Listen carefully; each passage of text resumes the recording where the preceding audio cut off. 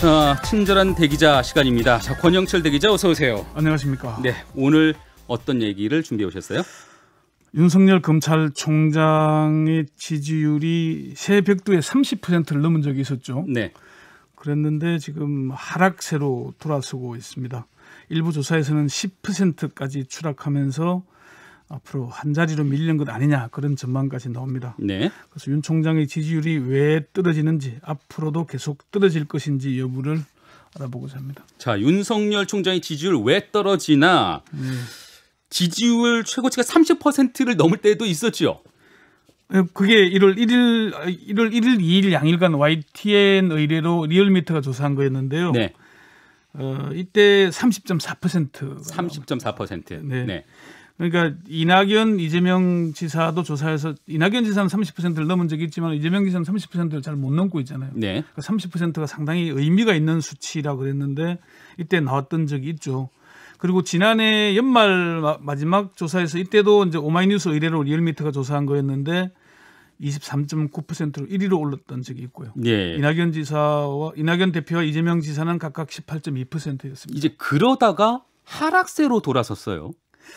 이게 이제 완전 아직 그 하락세라고 얘기하기는 그렇긴 하지만은 예. 원래 윤 총장이 전체 조사에서 1위를 압도한 건 아니었거든요. 네네. 예, 그러니까 특정 몇몇 조사에서 1위가 나왔기 때문에 일단 하락 반전세라고 얘기하기는 조금 이르긴 하지만은 그런 추세로 가고 있다라고 이제 전문가들은 분석을 합니다. 네.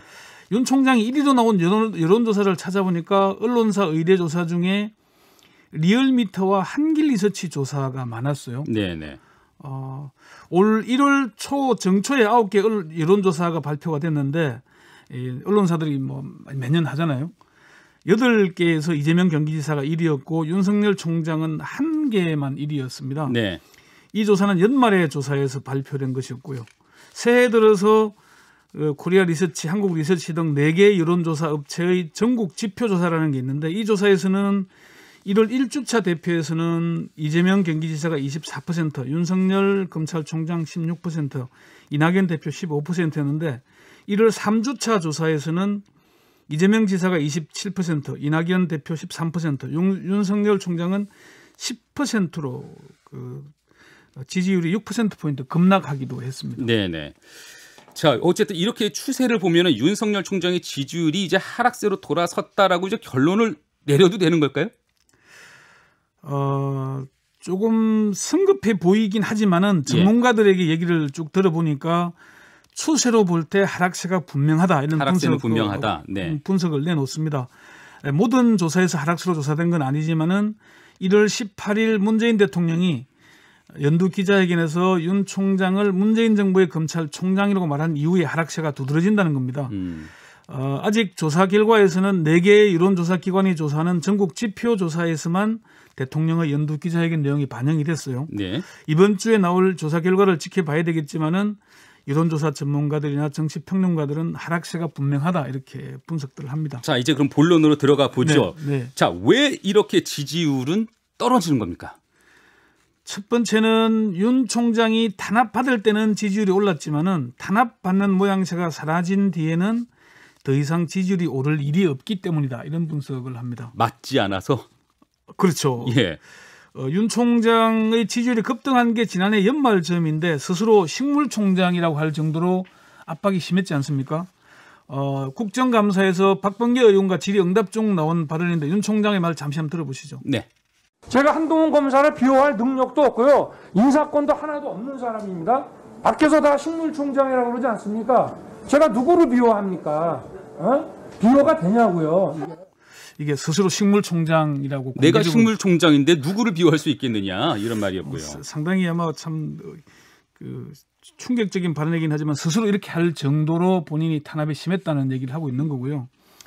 두 번째는 윤 총장은 스스로 빛을 내는 발광체가 아니라 반사체이기 때문이다 이런 분석입니다. 자, 지지율 하락의 두 번째 이유. 네. 발광체가 아니라 반사체이기 때문이다. 예, 민주당 조홍천 의원의 분석인데 발광체는 스스로 빛을 내는 걸 얘기하지만은 반사체는 외부에서 빛을 비춰야 빛이 나는 걸 얘기하잖아요. 말하자면 항성과 행성 같은 존재예요.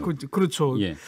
그 윤 총장은 그동안에 여론조사에서 3강 체제를 구축했지만은 스스로 정치를 하겠다는 말을 한 적이 없지 않습니까? 그렇죠. 예, 그 뭐 지난해 10월 23일 국정감사장에서 우리 사회와 국민을 위해 어떻게 봉사할지 퇴임 후 방법을 천천히 생각해 보겠다.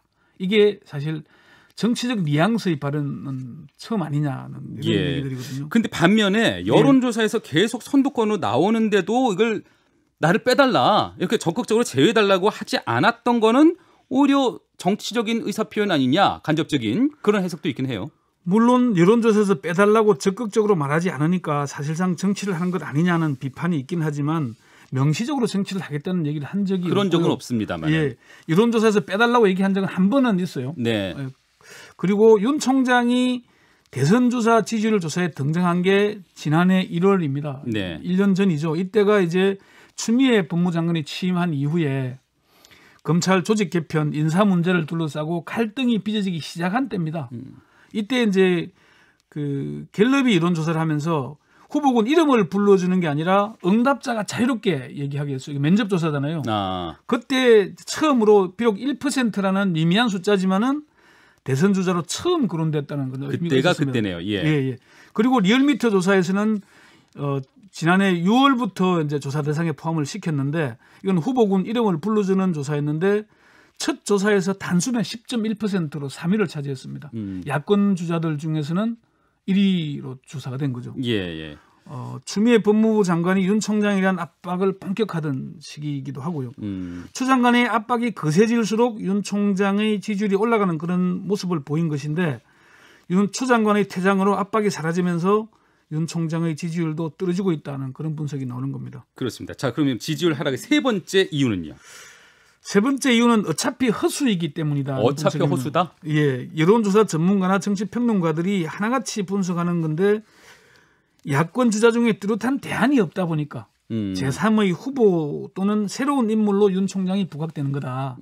이게 과거의 반기문 현상 또는 안철수 현상을 거론하면서 그런 현상과 유사하다 이런 얘기가 나옵니다. 네네. 어차피 이게 이제 서울시장 보궐선거가 뭐 3개월 앞으로 다가왔지 않습니까? 여론의 관심은 차기 서울시장 쪽으로 집중될 것이고 물론 부산시장 보궐선거도 있고요. 자연스럽게 여론의 관심에서 멀어지지 않겠느냐 그렇게 분석들 합니다. 네네. 윤 총장을 잘 아는 검찰 안팎의 전현직 검찰 고위 관계자들에게 물어보니까 한결같이 말하는 건 윤 총장은 정치를 할 사람이 아니다. 그런가요? 예. 네. 전직한 검찰총장은 윤 총장의 성격이 정치에 맞지 않다. 정치하려면 있어도 없는 척, 없어도 있는 척, 화나도 안 나는 척 해야 되는데 윤 총장은 있으면 있고 없으면 없고 화나면 화내는 사람 그런 사람이다 이런 얘기를 할 정도였습니다. 예. 그래서 허수다. 예. 이게 세 번째 이유였고요. 네. 네 번째 이유는 네 번째는 윤 총장이 정치를 할 가능성이 매우 낮기 때문이다. 아직까지 이것에 대해서는 좀 논란이고 견해가 좀 다르지 않습니까? 그렇죠. 이제 그래서 매우 낮다는 표현을 쓰는 게 네. 정치를 할 가능성이 없는 사람이라고 쓰지 않고 매우 낮다고 하는 거는 현재까지. 제가 그 취재를 하면서 여러 사람들에게 물어보니까 열에 한둘 내지는 두셋 정도는 그래도 정치할 수 있다는 가능성을 제기를 하더라고요. 네네. 그래서 여지는 남겨둡니다마는 정치를 할 가능성은 별로 없다. 네. 뭐 그런 얘기 들입니다. 할 가능성이 없는 게 아니라 매우 낮다는 얘기. 예, 그렇습니다. 그 어떻게 좀 평가들이 나오길래요? 이게 뭐 정치를 이제 윤 총장이 사실은 정치를 할 가능성에 대해서 몇 사람 얘기하는 사람들의 얘기를 전하자면은 보궐선거 이전에 거취를 정리해서 보궐선거에 어느 정도 영향을 미치거나 아니면은 보궐선거가 끝난 뒤에 뭐 어차피 이제 차기 검찰총장 후보군이 나오기 시작할 때잖아요. 그때쯤 이제 나가서 하거나 아니면은 뭐 임기를 제대로 마친 뒤에 하더라도 충분히 제3의 후보로서의 제기될 가능성은 충분하다. 이런 분석들을 하기도 하더라고요. 예. 자, 어쨌든 그러면 앞으로도 계속 지지율은 떨어질 것이다. 이런 전망을 할 수가 있겠습니까? 새로운 변수가 없다면 하락 추세가 계속될 것이라는 게 전문가들의 한결같은 분석입니다. 예. 문 대통령이 이제 윤석열 총장에 대해서 언급한 거 잠시 한번 들어보시죠. 네. 윤석열 총장에 대해서는 여러 가지 평가들이 있지만 저는 뭐 저의 평가를 한마디로 말씀드리면 그냥 문재인 정부의 검찰총장이다. 정치권이나 언론에서도 윤 총장이라는 언급이나 보도가 점점 줄어들고 있지 않습니까? 네. 영화 제목이기도 한데 아웃 오브 사이트, 아웃 오브 마인드라는 그런 명언이 있죠. 네. 그러니까 뭐 눈에서 멀어지면은 마음에서도 멀어진다. 자, 그렇게 해서 이제 지지율 하락세가 전망되는가 하면은 네. 이제 윤 총장, 이제 박범계 법무장관이 새로 임명이 되면 네. 그 안에서 어떤 새로운 갈등 국면이 있을 수도 있는 거 아니냐. 그런 다시 또 윤석열 총장의 존장이 부각되는 것 아니냐. 이런 전망도 있거든요. 그 갈등 가능성을 예견하는 분들이 있더라고요. 네. 두 사람은 참 사법연수원 동기로 관계도 좋았지 않습니까? 예. 거기에 이제 윤 총장이 탄압받을 때 페이스북에다가 윤석열 형 그러면서 어떤 경우에도 사표를 내서는 안 된다. 범계 아우가 들이는 호소다. 이런 얘기까지 하긴 했는데 근데 이제 윤 총장이 그 이른바 조국 사태 이후의 관계가 급속히 나빠졌고요. 네. 지난해 국정감사장에서 두 사람이 공방을 벌였는데 잠시 한번 들어보시죠. 네. 윤석열 정의는 선택적 정의라고 생각합니다. 저는 그렇게 생각하지 않습니다.